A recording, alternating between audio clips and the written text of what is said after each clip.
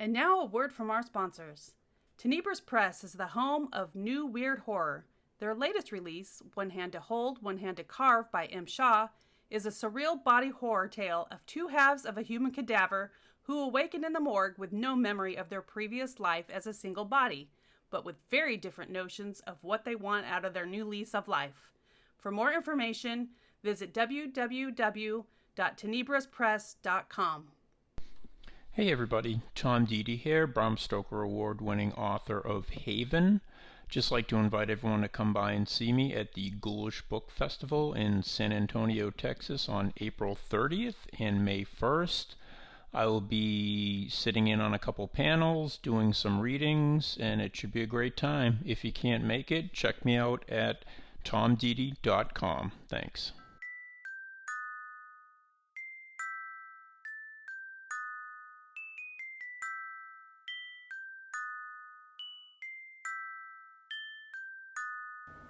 How we do this, we are the truest. Got these fangs super sharp, your shit toothless. Cold-hearted, yeah we ruthless. All the ghouls in the cut, let's get ghoulish. In the graveyard, acting foolish. Finna dance with the devil to no music. Cold-hearted, yeah we ruthless. All the ghouls in the cut, let's get ghoulish.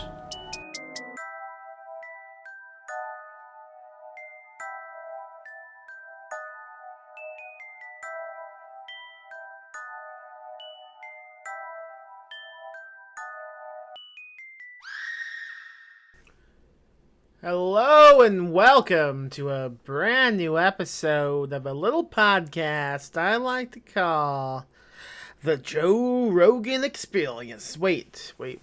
I have the wrong copy in front of me. Excuse me. Hello and welcome to the podcast. It's called Ghoulish, and I'm tired. Yes, I am ready to go to bed. But first, I have to record this intro, take a rebel chicken away from a dog, and then upload the podcast. And then I can go caress my pillow with my lips, which is how I sleep. Yeah. I don't know how you sleep, but that's how I sleep. On the episode of the podcast, I'm talking to Shane Hawk about strange encounters. I'm talking UFOs. I'm talking aliens. I'm talking Bigfoot. I am talking shady government conspiracies. I'm talking dogs that whine as I make intros to podcasts.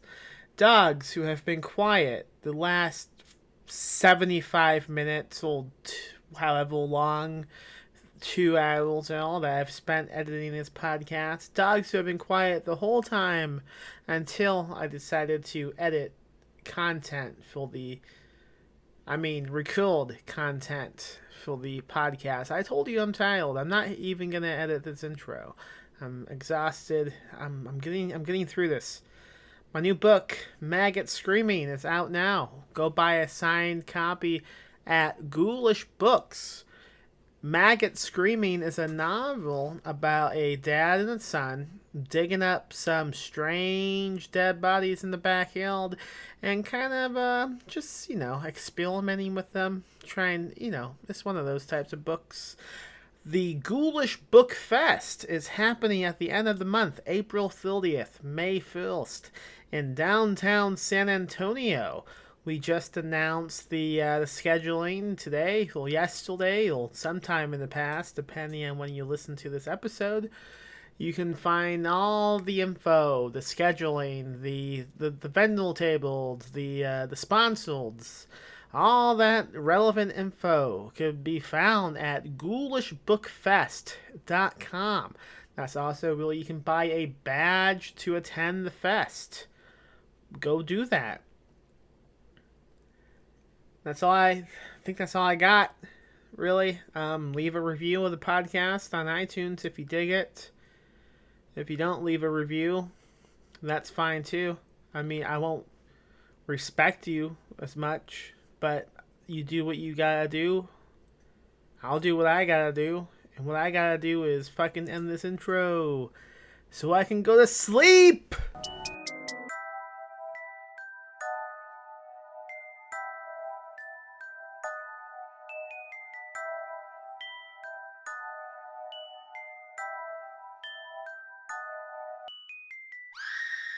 Okay, Shane, when I asked you to come on this podcast and we will trying to come up with a topic to discuss, you suggested strange encounters.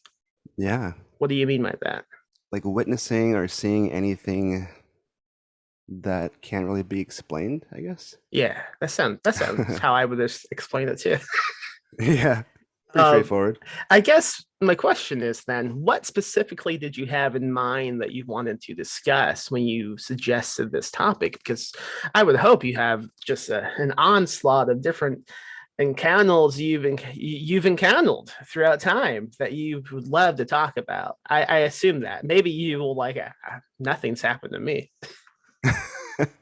Yeah, I can't think of one, so we should switch topics. So, Max, have you ever seen The X-Files? Yes, I know you have because you mentioned on a previous Ghoulish podcast episode. My wife and I have been rewatching, well, for her first time, the entire series. Mm-hmm. We're about to finish with it. I grew up watching that show. I think I don't know, I think I'm drawn to it because of the stories that my family has shared on both sides. My native dad living on different reses in different areas of the country. He's mostly lived in, I'd say, the weird parts of America that seem to have the most activity for alien stuff or just weird encounters, like New Mexico, Utah. Yeah. And so today I was going to just share some things that I've encountered. It's a mixture, and then some things maybe my dad has seen, and my grandma too. And That my mom, sounds excellent. Yeah, I can't wait to listen. I'm just going to go ahead and I'm going to mute my end. And so I don't want to interrupt you. Please go ahead and tell me. Sure. So bringing back the X-Files, there's a main narrative, like the main narrative arc of that show is Mulder in search of aliens, what they've done with his sister and stuff. And there's always this triangular craft that's black. And I saw that as a kid, just from the TV show, but I would say it was in my early 20s. I'm 31 now, going on 32 in July. And I saw an actual black spacecraft like over my hometown.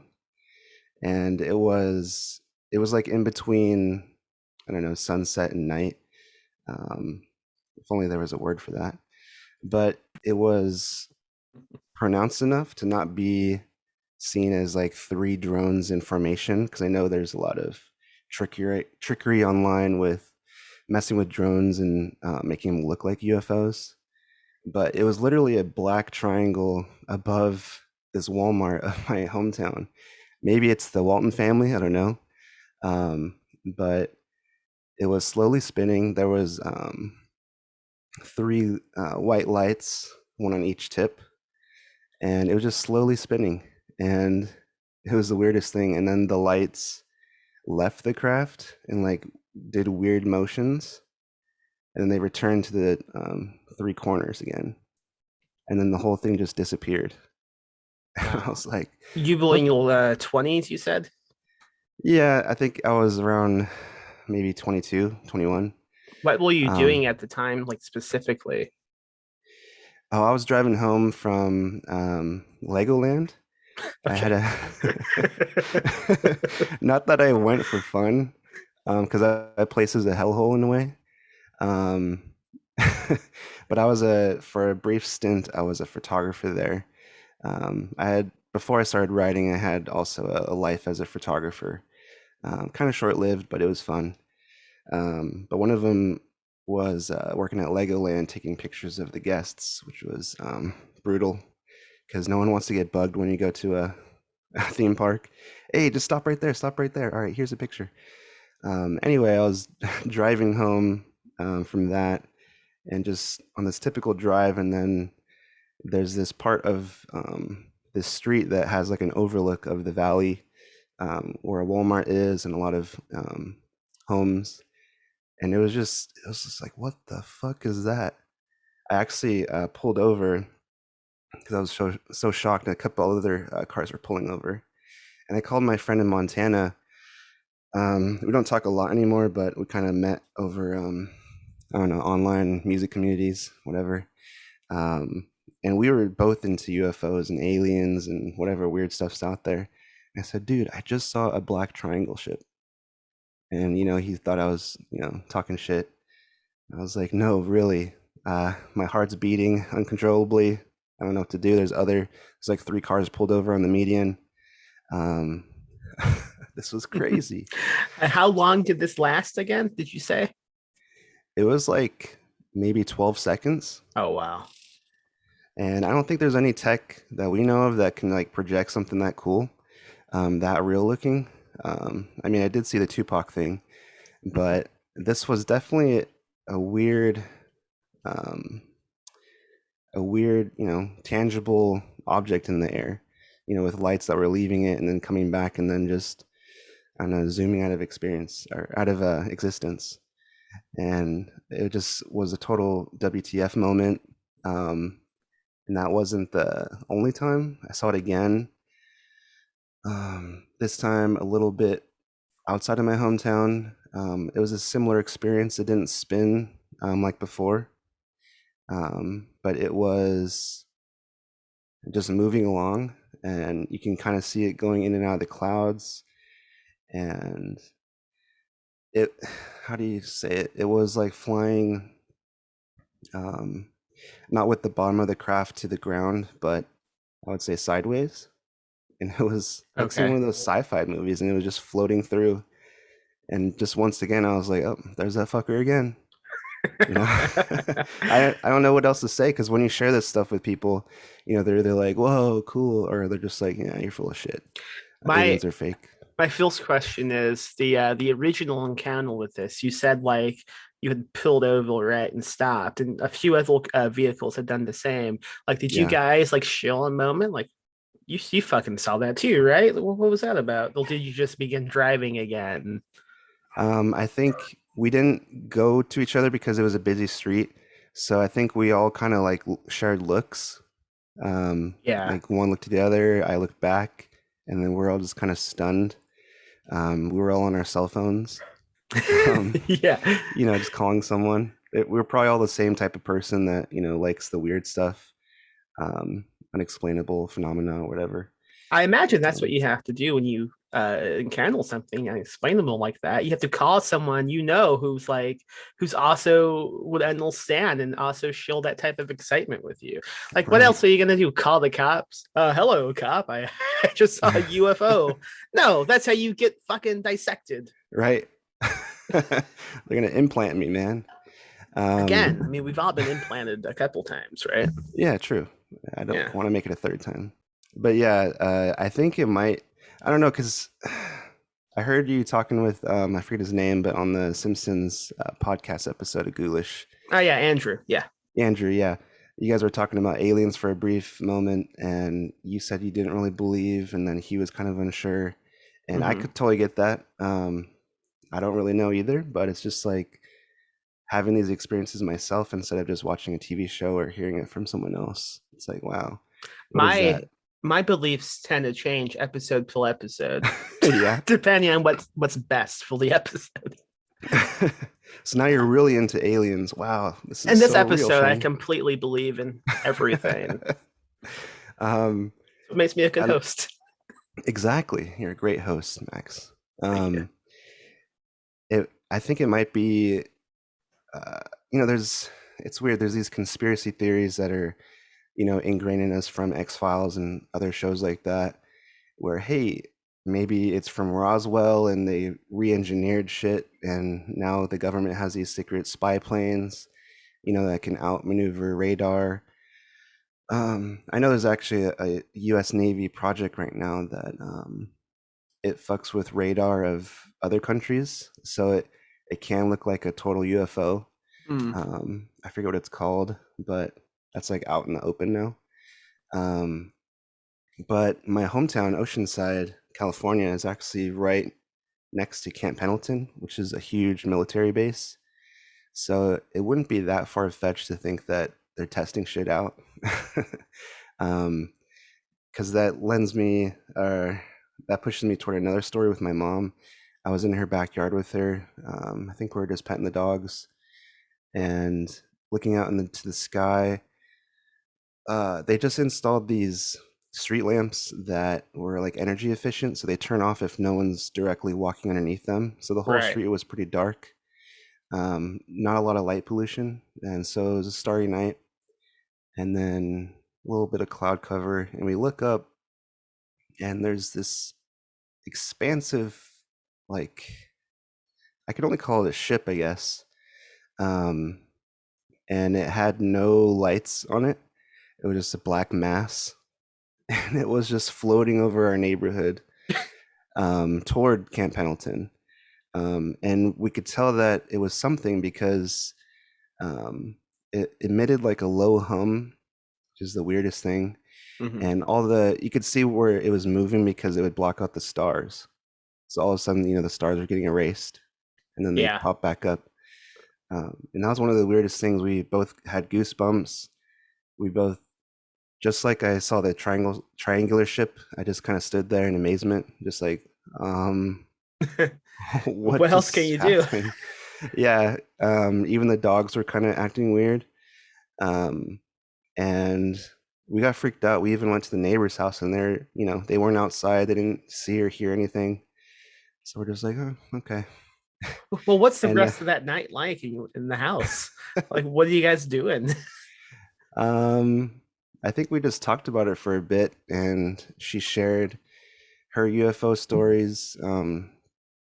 Because on my mom's side, my grandma was pretty nomadic. They moved around quite a bit, and I don't know, they experienced a lot of weird things too. One particular one was a bright ass orange UFO light. I don't know if you want to call them UFOs, whatever. This bright light, as if it was a drone. I think she said it was in the 70s, was following them on a highway in, I'm going to fuck up the state, but it was somewhere in the Midwest.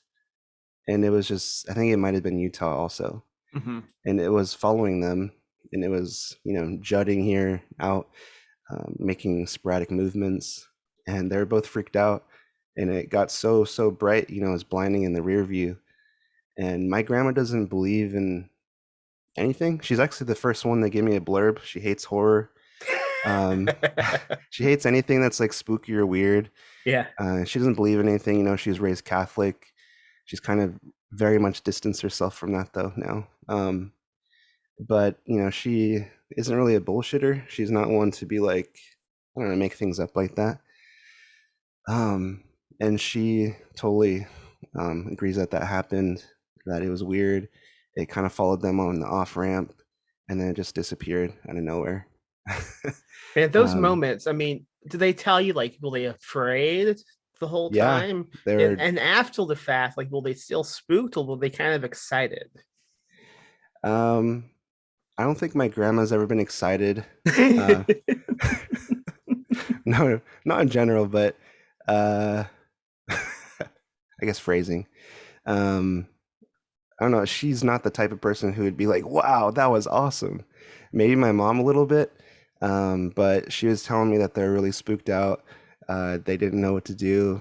I think they went off that off ramp to go kind of chill out at I don't know, at a diner or something to get some food and kind of refresh. But that happened to them, and I don't know. I forget the other stories.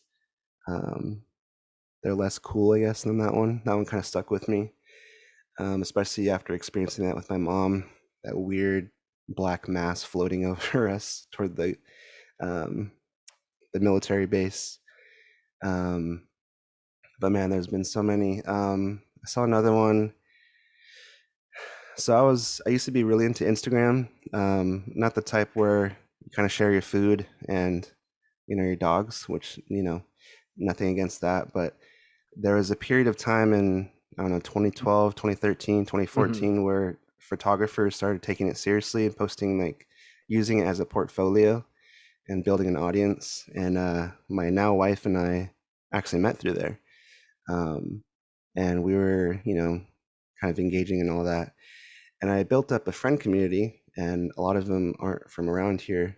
And one of them, or a few of them, kind of ganged up, and they came from Florida, and they flew all the way over to LA. Okay. And we met up. And I didn't, I only knew these guys through Instagram comments and messages. And this was, I think, 2013, 2014. And they flew out. I was only close with maybe one of them. And then the other two I kind of tangentially knew. Then we took pictures of the sunset, said goodbye to my girlfriend at the time. And then they rented a car, and we drove from Manhattan Beach, California, after sunset pictures, straight to Utah, to Zion National Park. And Wow. I didn't know these people, not really. I just said, fuck it, let's do it. It's still one of the coolest things I've done,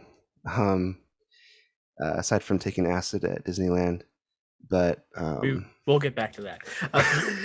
Did you guys have like a name, like a group name that you called yourselves? Like a like a gang? photography gang? Yeah. Luckily, no. But that was so crazy. So I didn't get to finish that because of myself. A little tangent on Disneyland. But they flew from Florida, California, and picked me up. Road trip from California to Zion National Park. We got there, I think, 3:30 a.m. local time. Still black as hell out. I think I got out, took a piss on a tree, put a headlamp on, and then we started hiking up to Angel's Landing. And if you don't know what that is like the highest summit, I think, in Zion. It's like 6,000 feet. So there's the typical hike that kind of takes a while to get up there. We have all our gear. I was very overweight at the time, so I'm surprised that I did it. And got to the very top. I think it was two of the crew had to stay behind because they didn't want to go to the Angel's Landing part, which is an extra, 1,000 feet up, where you have to hold on to chains that are hammered into the rock. So there's no stairs, there's nothing. There's kind of a pathway, but you're really hanging on the edge of a cliff with chains, and you're hoping that they don't break. And as a fat guy, I grew up fat. I worry about everything breaking that I touch. Yeah. So me too. Yeah, so I was just on the edge going up there. But that was amazing. Anyway, the next day we went to Arches, which is another awesome national park there with these natural, I don't know, what do you call them? Let's just call them rock thingies. Okay. I sound incredibly stupid compared to Cody Goodfellow, but so does anyone, to be honest. I was intimidated by that podcast. He's so cool. But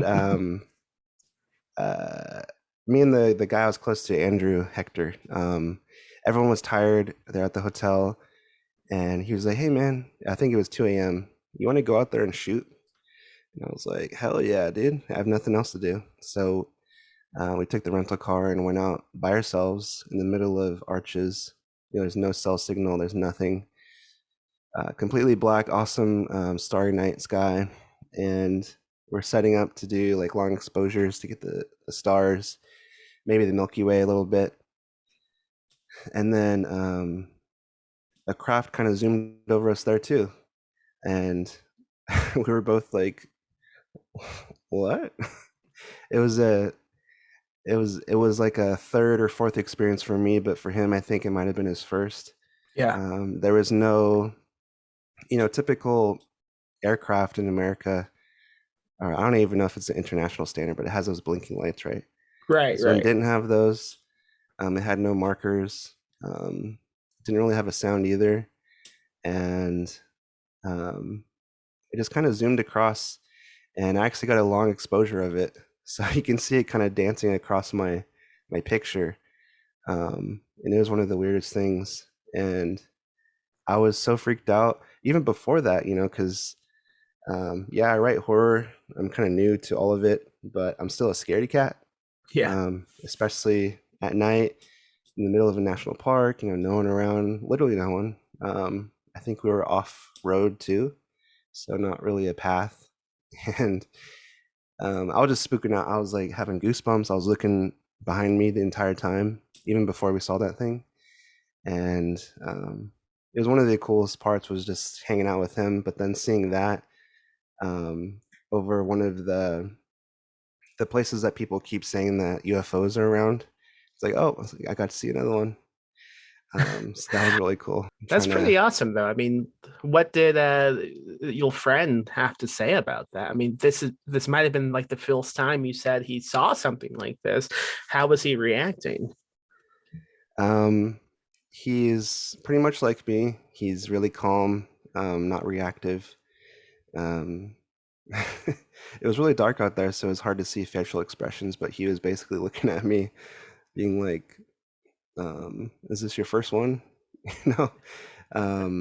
Did you have like a bit of a smugness to it? Like, oh. Yeah, I was like, wow, this is your first? Catch up, rookie. Yeah, you got a ways to go there, Andrew. No, but he was really cool about it, and we kind of talked a bit about that. And just kind of the eeriness of the area, because I don't know, it's something a lot of people take for granted living in suburbs or cities. It's just being out there in nature, away from everything, literally. I think we drove, I don't know, 8 miles from the hotel, so there's like no lights, nothing, completely dark. And it was one of the coolest things, just hanging with my friend from Instagram, from Florida, first time meeting him, and just witnessing that. But I guess I'll segue into stuff that my dad has shared with me. Yeah. So I'm co-editing a anthology right now of all Indigenous stories called Never Whistle at Night, and I was actually going to write my story based on something my dad shared with me, but out of respect to my grandma and my grandma Hawk, I decided to change it up a bit to be kind of away from the reality of the situation, I guess. Okay. So when people see my story, it started out as the story I'm about to share, but I kind of changed it up a lot. So what's the difference between like writing it out and talking about it on a podcast? I don't know really. Okay. I mean, please, Trill. I just was curious. Hopefully my spirit's not fucked over because it's audio instead. No, I don't know. I think it's different that it's like conversational. It's on an oral tradition, sharing it instead of like trying to profit from it. Yeah, and having students analyze it, and people, that makes sense. I don't know, picking at it. I don't know. But yeah, so my story in that anthology, it's basically through the eyes of my dad, in 1974, Utah, Tridell, Utah. It's a small, I think it's still unincorporated town. It's outside of White Rocks. It's kind of, I think it's northeastern Utah. And my dad's side of the family had a little house there, and my dad was basically, my dad worked since he was like in the womb, I feel like. And at that age, I think he was about 10 years old, and he was already logging, wow. Okay. Yeah, 10-year-old. Jesus Christ. Yeah, he would work with my grandpa Hawk, logging mine prop for the Forestry Service. And they also work with, I think, a private company making pallets, because there's so many trees out there. Anyway, so they're living in this little town. There's not a lot. There's still not a lot there. It was actually featured. Not really featured, I guess. That's the wrong word. It's kind of alluded to in the recent Skinwalker Ranch. What do you call that? Hulu series documentary? Oh, okay. I haven't seen it, but I think I know what you're talking about. It's Yeah. called like Well, a docu-series or something. yeah, it's not that important. But I guess like a lot of people know what Skinwalker Ranch is, and Tridell and White Rocks is just north of it. So it's the same area. So there's a lot of indigenous history there going on with I don't know. It's hard to talk about sometimes. Like you don't know how people react sharing the history and stuff.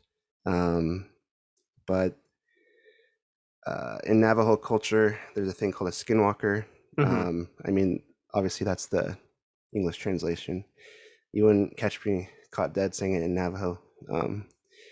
But it's basically, I don't know, in English terms, I'd say maybe like a witch. Okay. Like a sorcerer type thing that is able to shift into animals, kind of possess them and stuff.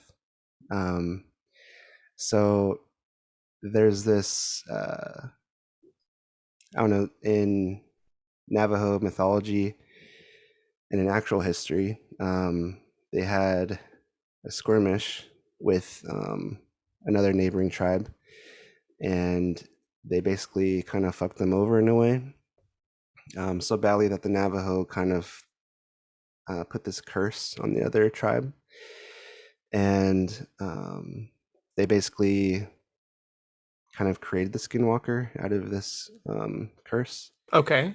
Yeah, so it The was kind of like Skinwalker is a negative thing. Oh yeah, for sure. Okay. It sounds pretty badass, to be honest. Yeah, definitely. I have that ability. It would be, but it's definitely a curse on another neighboring tribe. And so they did it as a sort of revenge thing. And so there's been a lot of sightings of quote unquote skinwalkers in that area. So that area is like a hotbed for every kind of strange encounter thing. Yeah. Skinwalkers, things that look like animals, but they don't behave like animals. Like, what are they doing? Like the famous Skinwalker Ranch story is, I think it was in the 90s. I forget which owner it was because it's shifted hands so many times. There was a kind of big wolf that came over to kind of take one of the cows, and it bit its nose, and it was trying to drag the cow through the wooden fence. There's big gapes in the fence, and the ranch hands there, the people that own it, they came out. They're like, what the hell are you doing? And they're trying to scare it off. They had I forget the term for it, but they were trying to hit it with a stick, like a large stick, not just a twig, and it was not budging.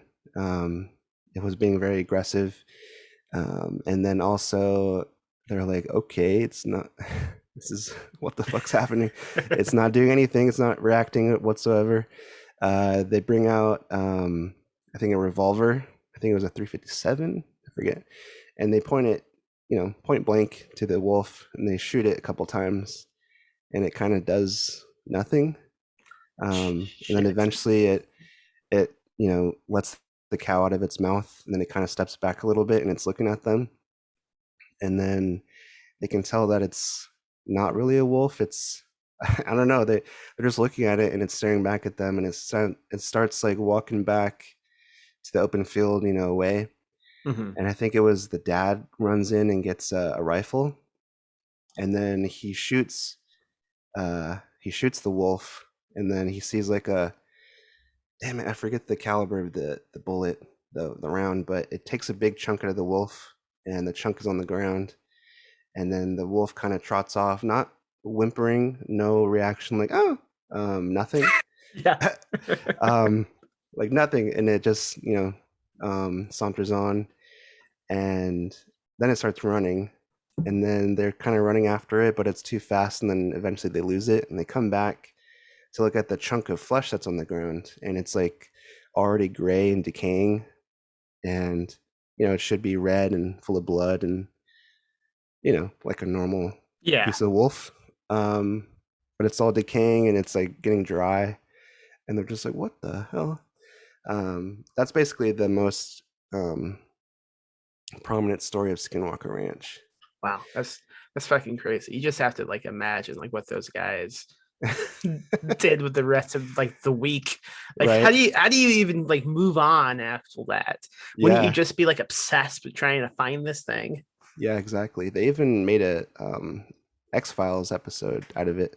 Okay. Almost the exact story, but a little bit different. If you ever remember that one, it's called Shapes. No, man, I'm only on season 2 of X-Files. Oh, never mind. No, Yeah. that's season 1. Is it? Yeah. What the hell's it wrong was the with one. me? No, that's all right. It's where they go to. I think they go to the res, and they're talking to the Indians, Okay. and they're like, Yeah. can you help us? And they're like, fuck you, Fed. This does sound familial now. Yeah, and it's the they basically create it into like a werewolf type that was attacking the people. Yeah. I don't know. It was an okay episode. Yeah. I've seen a bunch of them like as a kid, but I don't have like the greatest memory of them. So like with my stepson, we've been slowly going through the series, and Yeah. I'm like halfway through season 2. It's a pretty good show. I mean, you have to have some patience sometimes. Yeah, definitely. Yeah, some of it's like, this feels really dated.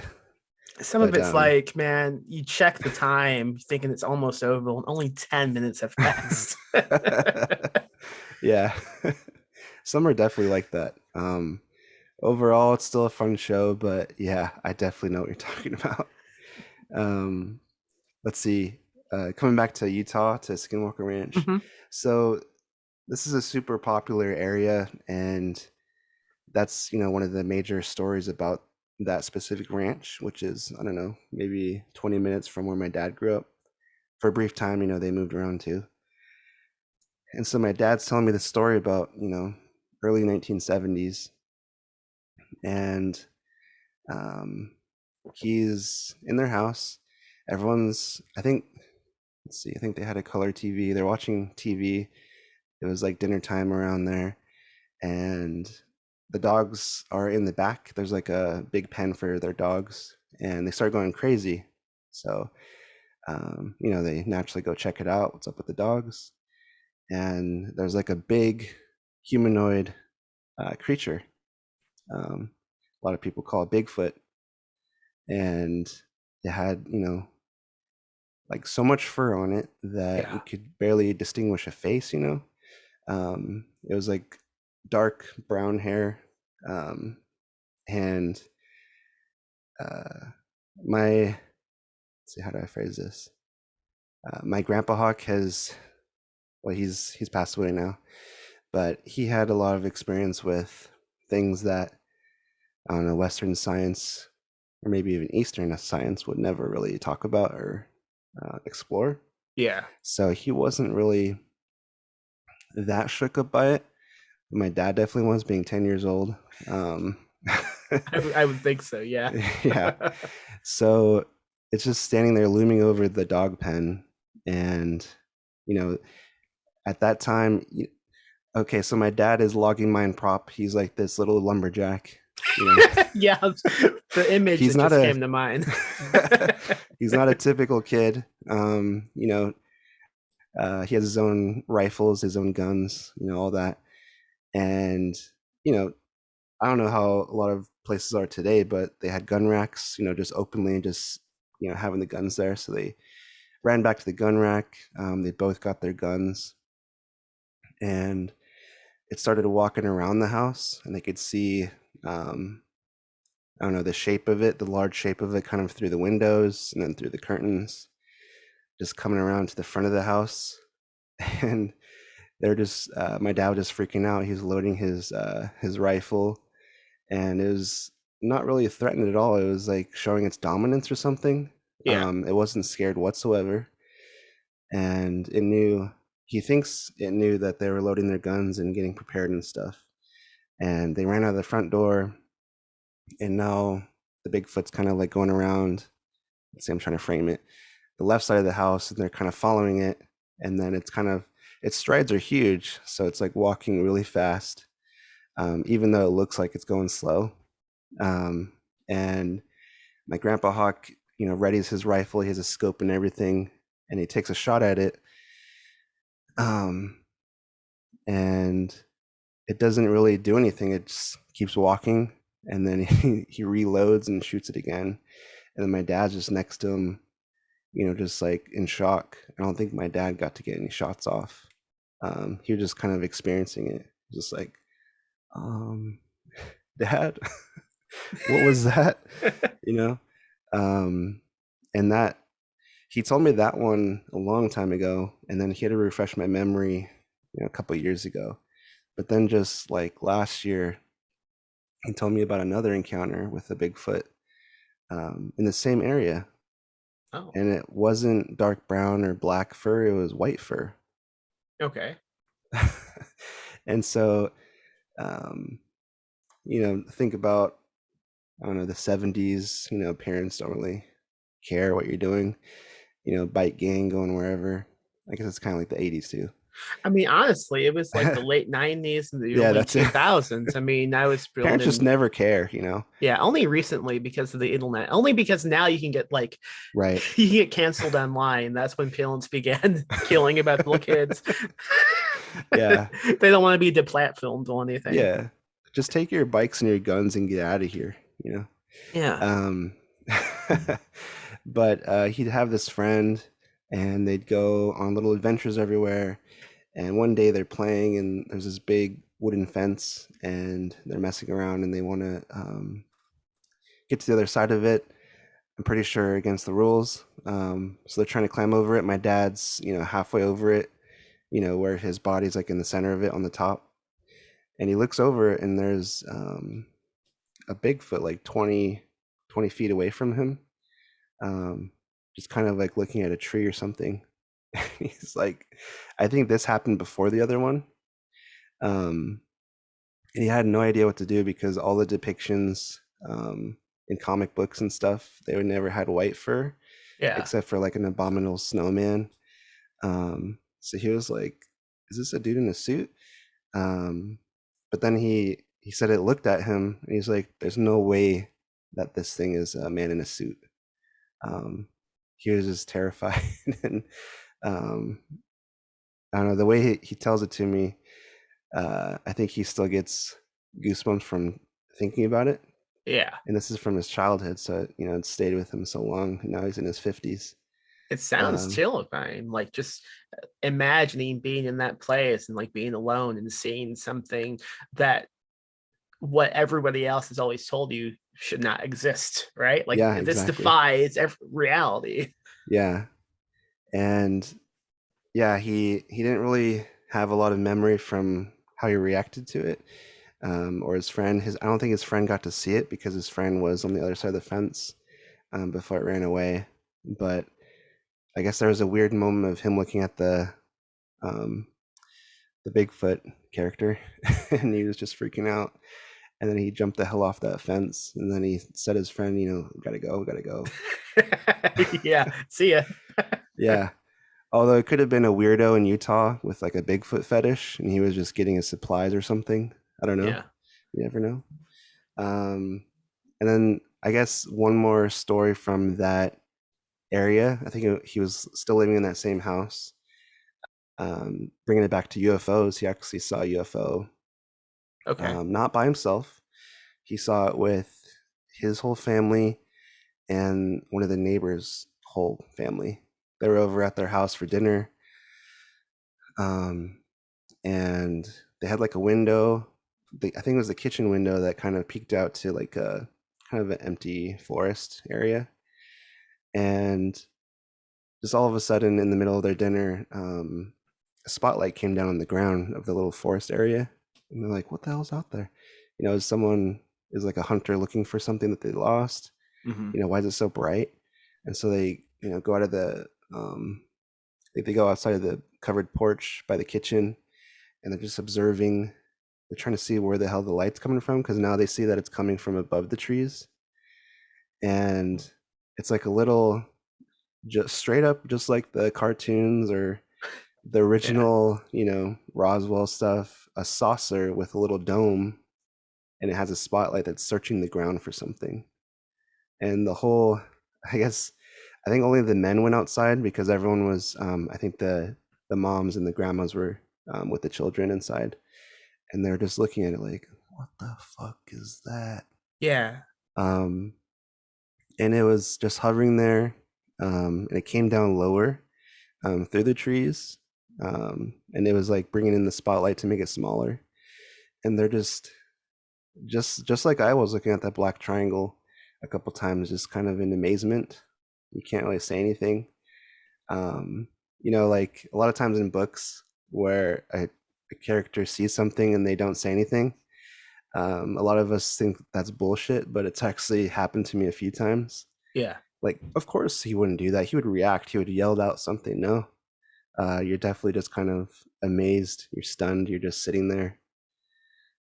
I think if I ever witnessed anything like that, like a UFO, I'm pretty sure it would just ruin me for the rest of my life. Like, I don't know how I would be able to continue with society. I think I would become one of those fucking crazy people you see like on the X-Files, who like has like an LV with maps printed out. I mean, I don't know how I would be able to continue doing anything else. No, like after seeing something like that, it would just destroy me. Yeah. I don't know. I think it's, I don't know, maybe it's I don't know, the difference of being in belief of it. And then I don't know, I think it might help that my dad grew up with a lot of old comics that kind of explored those things, and he was already kind of into it. Roswell was like 47, I think. So by the time he was born, there's 20 years of lore and, whatever's happening around it. So he kind of grew up with all that and superheroes and the weird stuff. And then, with I don't know, a lot of family stuff. I can't really get into it. Yeah. Then also me growing up with my dad, already believing this kind of stuff. And he, at an early age, he was showing me X-Files. He was showing me all of the horror movies and weird stuff, and every alien movie there was. And he would like tell me bedtime stories about all this stuff. And so it's kind of ingrained in me. And then when I see it in person, it's like, wow, okay, Dad was right. That makes sense. Yeah. It's not like, oh man, what is this? It's like, I don't know, there's still a shock factor, but then there's like, all right, vindication a little bit. Yeah, you've had plenty of preparation. Yeah. Yeah. I think I'll still be shocked with whatever else I see, but there's still that kind of, I don't know, level of, okay, yeah, I knew this was somewhere out in the world, but here it is now. Is there something specific you've felt about in the past that you would love to one day see related to this stuff? I would like to, before I die, I don't know, if there is some type of military conspiracy about the Black Triangle ship, I'd like them to like finally just show it. Like, yo, yeah, declassified. This was, we were floating around neighborhoods. We were messing with people. It'd just be interesting. If it might be straight up human tech, I don't know. Yeah. And just like the X-Files explorers, later on, you'll see there's kind of like that. Oh, it's not aliens. Oh, maybe it's some other stuff. That'd be cool to see if, because MK Ultra, that was the 60s from CIA, and then they just declassified in the late 90s. So now we're just seeing it in the mainstream, like Stranger Things and stuff.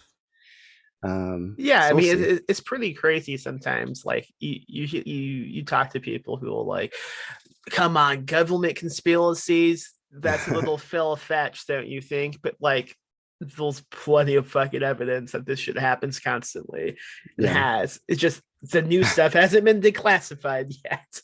Yeah, definitely. I think there's a lot of stuff like that. where you just have to be hush hush or act stupid. Yeah.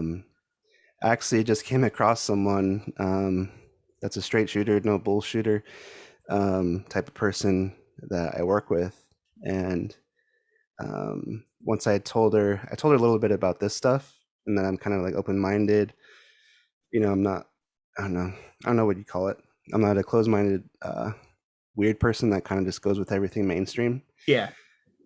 I don't know what the word for it is. Sheep. Oh no, I'm not a sheep. Well, I'm woke. Yeah. I've been awakened. She shared with me just straight up. Here's the declassified documents. I was recruited at 19 years old to go. Damn it, what was it? Which country was it? Oh fuck. One of the South American countries in the early 80s. They were friends with a spook, for people who don't know that term. Despite possible racist origins, I'm not sure about that yet, but it's another, for most people who use it, they don't mean it to be racist, but it's another term for a Fed or intelligence agency person, like an agent. Still got to look up that spook thing. I've also heard lots of possible racist definitions. I'm really bummed. Yeah, because I feel like spook would be such a good like word to call like even like the listeners of my podcast. Yeah. If only. Can't do it though. God damn it. I guess you could call them spookies, but then it kind of loses that edge, Yeah. Damn it, I can't remember the country, but maybe it's safer for my part. It was a South American country, early 80s. She was friends with an Intel guy. She didn't know how deep he was. All of a sudden, they come back to his house, and the front door is kind of ajar. And he's like, "Oh, I guess someone just came into my house. I don't know if they're still here. Let's check on it." And he walks in with her, and then I guess there's an FBI agent and a CIA agent in the living room. And they're like, basically, "Hey, how's it going? Sit down. We need for you to do something, and if you don't follow along, there's things that we can do also. But as a 19-year-old woman, you're probably scared as fuck, and you don't know how deep in this intel friend is. So she just kind of went along with it. And she was actually literally in an op that went into a South American country. I really hate myself for not remembering which country it is. Like you said, it's probably best you don't say. Probably. Max is like, "Oh fuck, I'm gonna get fucked for this one." No, she said it's all declassified, and I shouldn't worry if I tell other people. But you will I'm gonna go talk about this on a podcast. Yeah, immediately. She was hired, well, not hired, I don't know, coerced to go on a mission to fly to this country. And before it was American-backed military coup of those military officers of that country, so America supported it. Mm-hmm. They weren't doing it. Before they did this coup, they had these two, youngins go pretend like they're tourists to get into the country and to get the high-ranking officials that they didn't want to get fucked over with the coup, and bring them back to America through drug channels. And they brought them through, I think, Texas and Florida. Wow. And she's 19. I think the guy was in his early 20s, and they're flying them back, secretly, pretending that they're just tourists. That was wild for her to share with me. But yeah, people, always down talk government conspiracies or even conspiracies in general. There's conspiracies all the time that come to light. A lot of them are government, but who knows? Maybe in the future there's alien shit to do with the government. But I guess I have one more story that kind of revolves around secret agents / government. So coming back to my maternal grandma, the non-native grandma, she's like I said, a straight shooter. She doesn't bullshit. She doesn't think about, I don't know, spooky stuff or anything. And for a period of time, she, she never had a retirement. She didn't, save up anything. So when she got older, she started doing things here and there. She did foster care for a while. While I was a kid, I met a lot of kids that were, in the foster system. But then she also, after that, started doing renting out her rooms and stuff. So there's like, while I was growing up and spending time at her house, there was always renters, just random people I don't know. And one of them, I don't know, one of them was kind of sketchy. And one of the other renters accused him of stealing from her, to the point where she actually put a hidden camera in her room and taped the guy coming into her room to, go around in her stuff and kind of take stuff. And the place that he was working, I think it was just a Del Taco, caught him on camera stealing from the register as well. Wow. So there was something about him before we got to that point where we're wondering, like, what's up with this guy? He seems weird. And my grandma still swears by it. She wasn't, it wasn't that late at night. She wasn't trailing off. She wasn't dreaming. She's sitting there watching TV, and he comes in. He doesn't like, he has to walk past the living room to his room. So she's just sitting there, and he doesn't acknowledge her. He just kind of comes in. And she swears that there was a person right behind him that was using some type of, what do you call it, invisibility cloak that was kind of like shifting in and out. Yeah, like kind of translucent.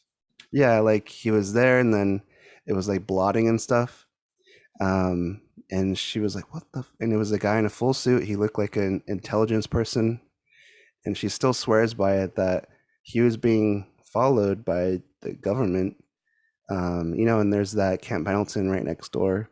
So maybe, I don't know, maybe there's some kind of connection there. And he's in a full suit. He's like following right behind this guy. And he's like showing up, blotting out of existence. And she's like, I think once again, she's in that position, just like we were seeing the UFO, just kind of like, am I seeing this? She didn't say anything. She was scared to hell, and she didn't go question him. She didn't knock on his door or anything. She didn't want to move. And she still swears by it that this happened. She wasn't dreaming, wasn't that late.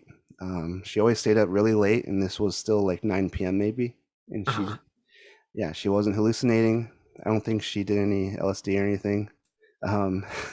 But this guy that was behind her was just blinking in and out of existence, and he was following him. And so after found out that he was stealing from the renter with the footage, and then the footage from Del Taco, and then found out that I guess he was, not a lot was shared, but it looked like he was involved with government ops and the cartel. Okay. So some weird stuff there too. Wow. I don't know. So is the like the milking theory on this person following him was a human and some type of high-tech invisibility technology, or perhaps some type of alien? Yeah, I don't know. Maybe a human dude testing out a suit, testing out, I don't know, a bracelet. I don't know. I'm just trying to imagine if that was someone's job. I don't know. It just sounds awful. Yeah. Maybe. I guess I'm imagining the suit is really hot. Yeah. And that seems uncomfortable. But maybe sometimes I get tied into logistics too much, and that doesn't really matter. Maybe it's got a lot of noiseless fans inside and just keeping him really cool, It would be pretty cool to be invisible, I think. I think too, yeah. I don't know what I would do with mosquito that. bites though. Oh shit. That's a good point. Yeah, I just brought that up randomly because her backyard is terrible. This is whenever you go outside, oh shit, it's time to get eaten alive. You don't see the guy outside, but you just see all these mosquitoes just exploding in one spot. Like, what the fuck? Oh shit, Mosquito Man. Yeah. Nice. I like it. Well, Yeah. is he? Do you know what happened to him? Well, is he just gone now? Just gone, erased. I don't know. This guy who was just stealing from Del Taco. Yeah, super important. Got to get those burritos. I don't know if I've ever had Del Taco. Yeah, it's not that good. Doesn't sound like it. Most of them aren't that good. Yeah. I mean, I live in Southern California, so there's just like Mexican everywhere. Yeah. So it's like, why go there?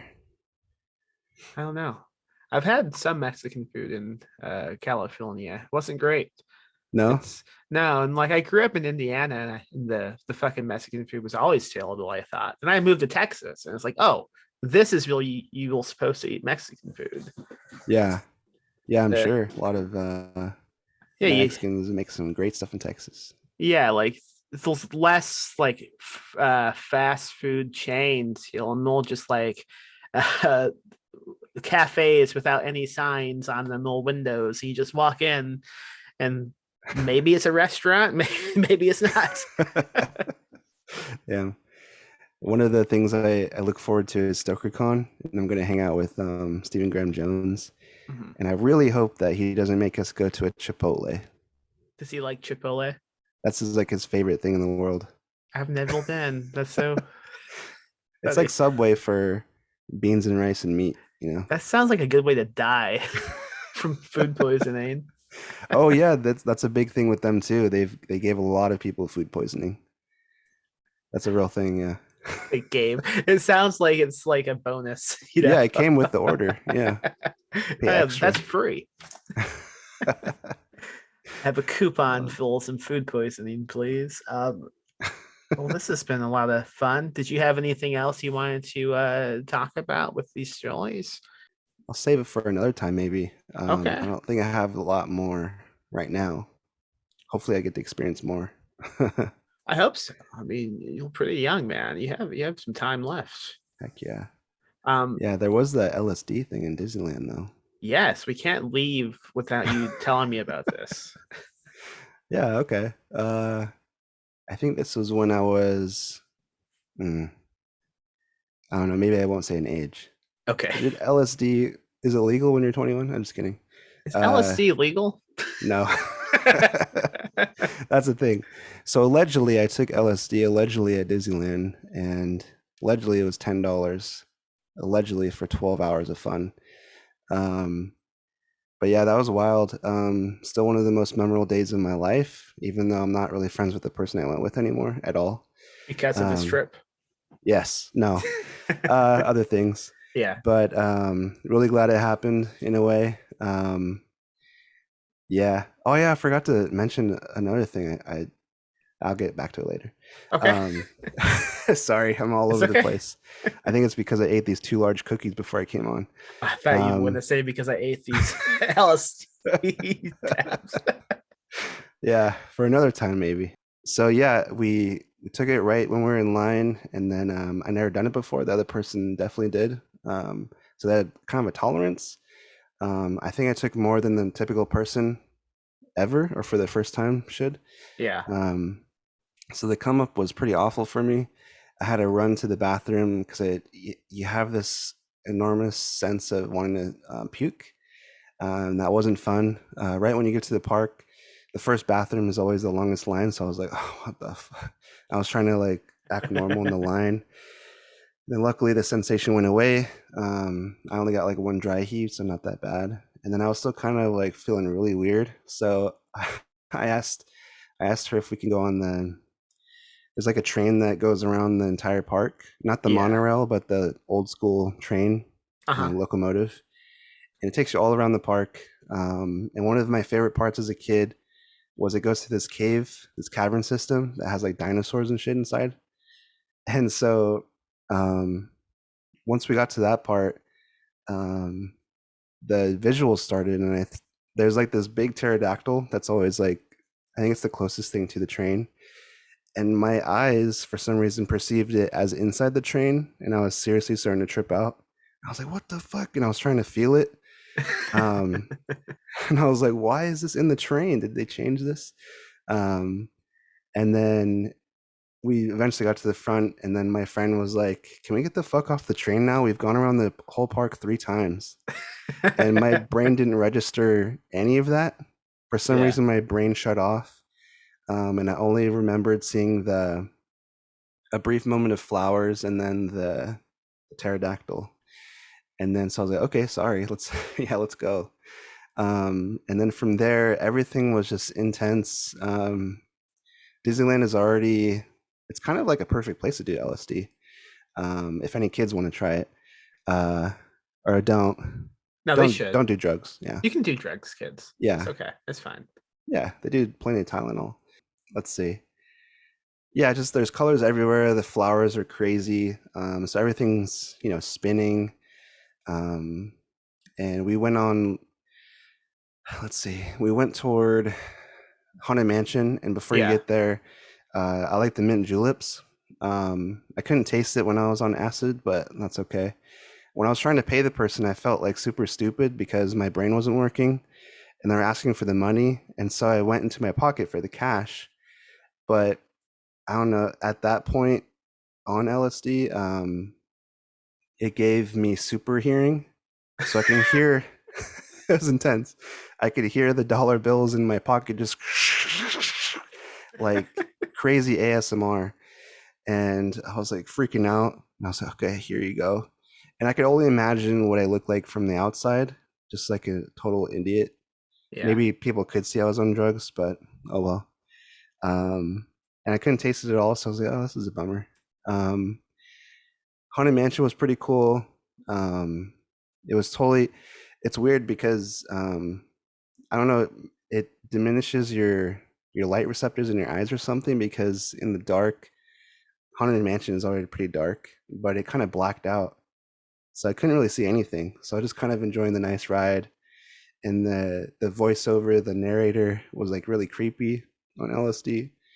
So that was fun. And then we went to the actual Disney castle. I think it's Sleeping Beauty Castle or whatever. Yeah.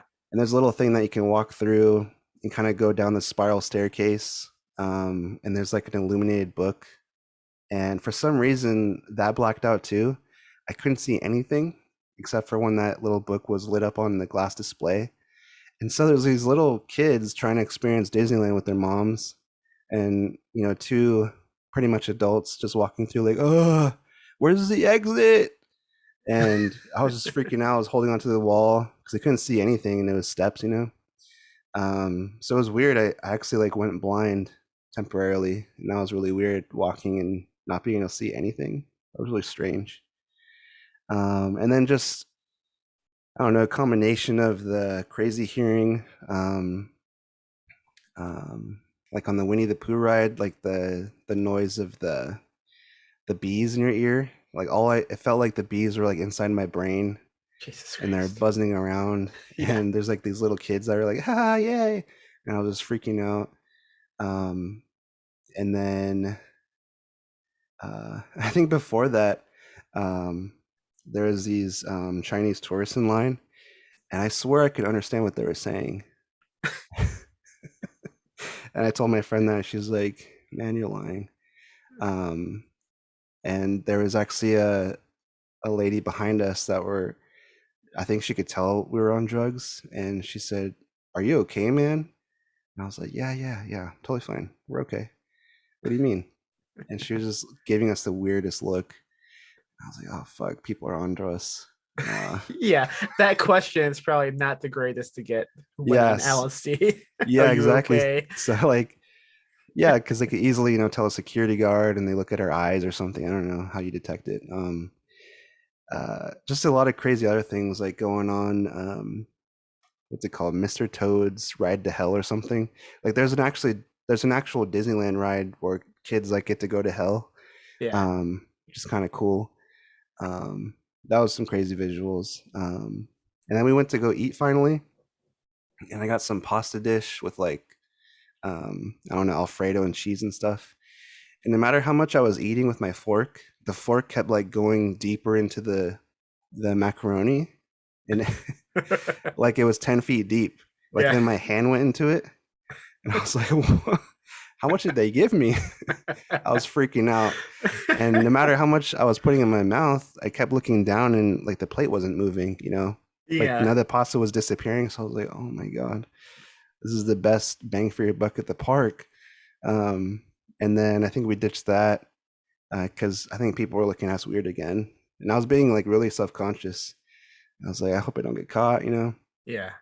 Um, and then I don't know, and then I guess it started fading away a little bit, and then it came back. We were walking through. It was like summertime, so I didn't feel hot at all, even though summer at Disneyland is miserable because the concrete and all the people you're rubbing against. It's like a concert, but outdoors. And then I finally look at the sun, and the sun is like the hottest thing ever. I start looking down at my shirt, and I'm just full of sweat. Like a whole ring of sweat is on my body. I'm like, what the fuck? I didn't even feel hot until right now. And then the sensation left, luckily. Like I only felt hot for 2 seconds, which is so weird. And then just staring at the people coming toward us in the crowd, everyone's faces started melting. God. And I was like, oh, fuck, it looks like a zombie horde, but like during summer. Everyone's faces started drooping. It looked like the skin was coming off, and their mouths. No one was smiling. In reality, they probably were, but a lot of them had frowns, and they're like stretching downward. It was That so checks out with Disneyland, though. No one's smiling. We're just kind of true. pissed at the heat and the crowds. Yeah, the happiest place on earth is the best propaganda. Yeah. Yeah, that was a trip. It lasted a long time. Even though, time didn't really matter, it was weird.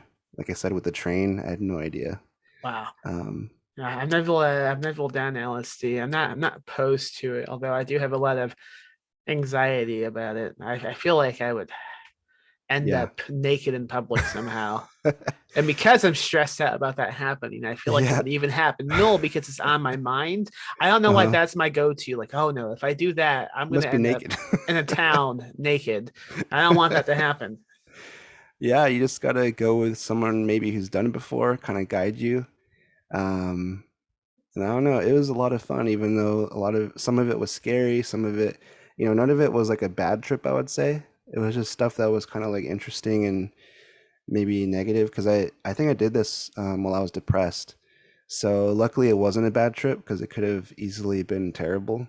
Um, but maybe the frowning and the melting kind of like, I don't know, was an analog to my depression. Yeah. Seeing it in person on other people, I don't know. But I would say just try it with someone who's done it before. Don't pay too much money. Go somewhere that kind of fun where you can't really hurt yourself, most likely. I don't know. What place would you recommend? Disneyland. Probably a knife store. Yeah. Good Yeah. idea. A pawn shop. The pawn shops have shop. everything. They have knives. Sometimes they have grenades. Guitars. Yeah. They have CDs for like 50 cents. So they have great. everything you want. I love Yeah. pawn shops, but also they depress me. Yeah.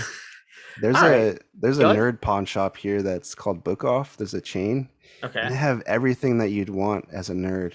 They have like books for $1, $2, $7, whatever. Whole bunch of books, and then like graphic novels, all the DVDs you could want, all the Blu-rays, all the TV series on Blu-ray, old game systems like PS1, Nintendo 64, a bunch of Funko Pops, like all this shit, action figures. And this is a pawn shop. I would call it that, or what else would you call it? I don't know. This is like- Multimedia store. Okay. Well, I'm imagining now someone trying to pawn like a wedding ring, and them going, no, this is not geeky enough. That's 4 Funko Pops for that wedding ring. I don't know. Is that going to be the currency someday? Funko Pops? Probably. I hope so because I have a fuck ton. You were Do talking you? about yeah, sadly. Well, not a fuck ton. I would say a handsome bunch. Most of them are actually Treehouse of Horror. That's the ones Oh. that we're collecting. That's So we pretty have cool. we have Groundskeeper Willie as Freddy. Fuck. Yeah, we have Vampire Mr. Burns. I didn't know those existed. Yeah, they're so sick. They're worth it. We put them on the bookcase right above the TV, so it's kind of fun. I love making fun of Funko Pops, but that was before I knew they had these. Yeah, we basically have those. My wife just got me a Mulder one, Fox Mulder, and then I have a couple horror ones. So I have like Freddy, Jason, Michael Myers, and they just came out with John Carpenter ones. So I have what's his name? Oh shit, I'm forgetting. Roddy Piper from I don't know. Yeah, They Live. They Live. I don't know what his name was. I forget. So I have him and the alien reading the newspaper. That's cool. Other than that, every time my wife brings up one, I'm like, do we need it though? Yeah. Yeah, I'm gonna have to look into these treehouse ones. They're fun. Awesome. Yeah. Okay. Do you I can't recall when we talked via private message. Do you have a new book out right now? Like, what would you like to promote?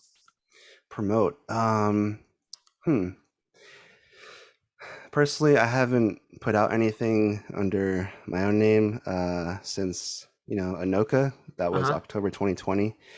And I released that not knowing that, people were going to read it. So now I have to be a writer. It kind of sucks. Just kidding. But I'm still working on this anthology called Never Whistle at Night with my co-editor, Theodore C. Van Els Jr. for Penguin Random House. That's out next fall, so fall 2023. It's got a bunch of people in it. Nice. We did an open call. It was really fun. All Indigenous writers, really cool. But I guess for right now, literally today, a Kickstarter launched for Mother, which is from Weird Little Worlds. It's a new anthology. Basically, any story that kind of revolves around motherhood, good or bad, however you want to frame it. And I was invited to that anthology, so I'm kind of trying to support it. I guess I'll shout out that. And there's going to be a portion of open call slots. So next Friday, April 15th is when the open call starts. So you can send in your stories and help out that. There's a Kickstarter campaign if you want to help out. And I don't know. Sounds good. All right. And how can people find you online? I mostly use Twitter. That's my name, Shane Hawk, with an extra K at the end. So at Shane Hawk K.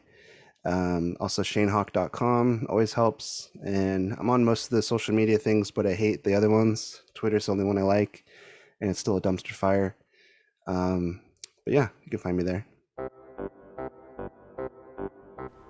And thank you to our sponsors, Tom Deedy, author of Haven and the Clearing, Tenebris Press, an independent publisher of new weird horror from diverse and unsung voices around the world, Bucket of Blood Books and Records, Chicago's premier destination for new and used horror books and movies, Witty Books, an independent bookstore in Tulsa, Oklahoma, specializing in speculative fiction, small press titles, all things spooky. Find them online at wittybooks.com. My Horror Confessional, a horror movie podcast, Nightworms, a horror subscription service, Horror DNA, a horror website, Vic Carey, author of Thorazine Dreams, and Nightfire, publisher of books for the dead, the living, and everyone in between. Nightfire is the new horror imprint from the folks at Tor Books.